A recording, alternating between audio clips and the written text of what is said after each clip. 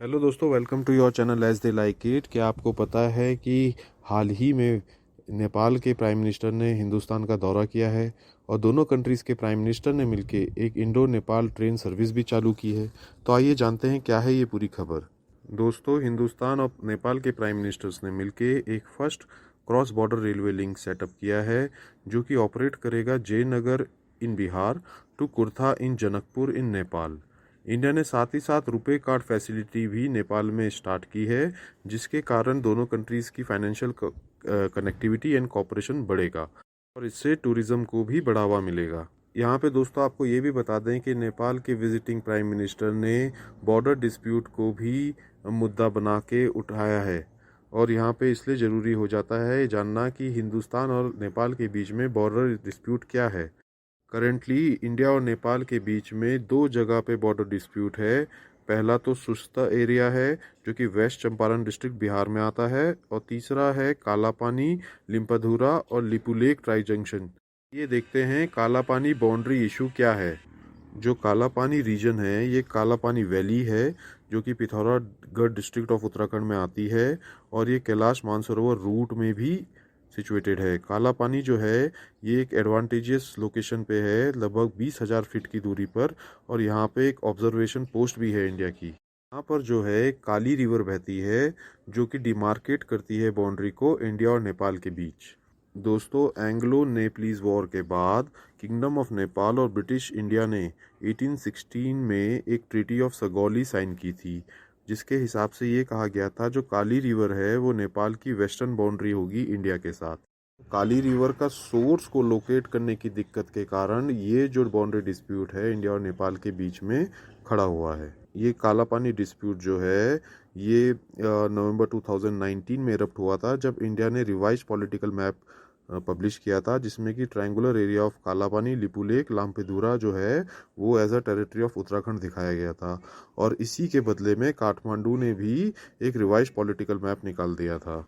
अब देखते हैं दोस्तों आखिर नेपाल का इस बारे में क्या कहना है। नेपाल का स्टैंड ये है कि जो काली रिवर ओरिजिनेट होती है वो लिम्पेदुरा से ओरिजिनेट होती है जो कि नॉर्थ वेस्ट ऑफ लिपुलेक है और इसी कारण से काला पानी, लिम्पेदुरा और लिपुलेक ये सारे के सारे east of the river fall करते हैं और इसीलिए नेपाल की दार्चुला डिस्ट्रिक्ट का पार्ट हैं। और जो लिपुलेक है वो नेपाल के किंग्स ने नेपाल के मैप से इसलिए डिलीट कर दिया था क्योंकि उनको इंडिया से फेवर्स चाहिए होते थे। टेरिटरी ऑफ कालापानी है वो किंग महेंद्र ने हिंदुस्तान को ऑफर की थी 1962 इंडो चाइना वॉर के बाद, क्योंकि इंडिया को सिक्योरिटी कंसर्न्स हो रहे थे और रेगुलर चाइनीज थ्रेट्स मिल रही थी और इसीलिए कालापानी जो है वो नेपाल की टेरिटरी है और वो किंग ने इंडिया को सिर्फ टेम्परेरीली यूज़ करने के लिए दी थी। अब आइए देखते हैं कि इंडिया का इसमें क्या कहना है। इंडिया का स्टैंड ये है कि जो काली रिवर है वो ओरिजिनेट करती है स्प्रिंग्स से जो कि लिपुलेक पास के नीचे हैं और संगौली ट्रीटी जो थी वो डिमार्केट नहीं करती है एरिया इस स्ट्रीम के नॉर्थ में। इसी के साथ साथ एडमिनिस्ट्रेटिव और रेवेन्यू रिकॉर्ड्स 19th सेंचुरी के भी यही कहते हैं कि कालापानी एरिया जो है वो इंडिया के पिथौरागढ़ डिस्ट्रिक्ट को बिलोंग करता है।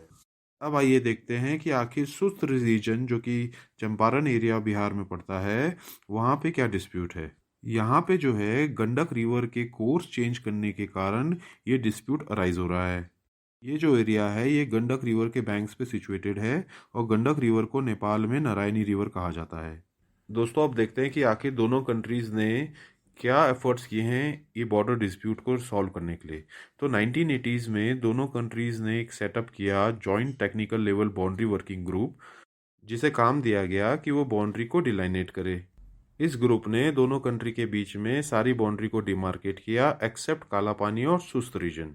नेपाल ने हिंदुस्तान के सामने कालापानी इशू ऑफिशियली 1998 में रखा और इसके बाद दोनों कंट्रीज़ ने अग्री किया कि वो ये आउटस्टैंडिंग एरियाज़ को भी डिमार्केट कर लेंगे बाय 2002, बट वो आज तक हो ना सका। यहाँ पे दोस्तों मेन इशू ये है कि नेपाल जो हिंदुस्तान का बहुत अच्छा फ्रेंड था वो पिछले कुछ समय से चाइना की तरफ टिल्ट होता हुआ नज़र आ रहा है और यही कारण हो सकता है कि आज नेपाल जो है इस बाउंड्री डिस्प्यूट को बार बार रेस करता है।